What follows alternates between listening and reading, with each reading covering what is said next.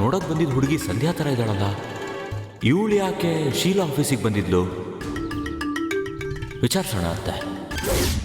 ಏನ್ ಅರುಣ್ ಹೇಳ್ತಾ ಇದೀಯಾ? ಅವರು ನಿಮಗ್ ಗೊತ್ತಾ? ಹೌದು ಶೀಲಾ, ಅವ್ರು ಯಾಕೆ ಇಲ್ಲಿಗೆ ಬಂದಿದ್ದು?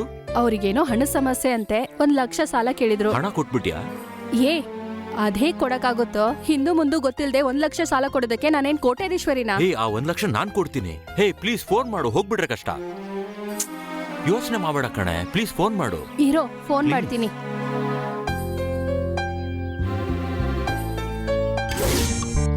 ಹಲೋ ರಮ್ಯಾ?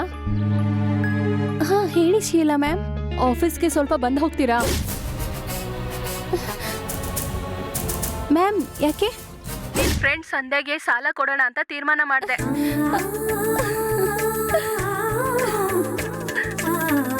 ಏನ್ ಮ್ಯಾಮ್ ಹೇಳ್ತಾ ಇದ್ದೀರಾ? ಹೌದು, ನಿನ್ ಫ್ರೆಂಡ್ಗೆ ಸಾಲ ಕೊಡೋಣ ಅಂತ ತೀರ್ಮಾನ ಮಾಡಿದೆ. ಬಂದು ತಗೊಂಡ್ ಹೋಗಿ.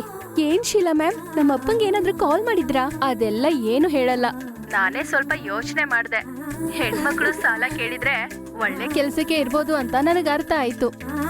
ಬಂದು ತಗೊಂಡ್ ಹೋಗಿ. ತುಂಬಾ ಥ್ಯಾಂಕ್ಸ್ ಮ್ಯಾಮ್. ಆಯ್ತು ಆಯ್ತು, ಬನ್ನಿ.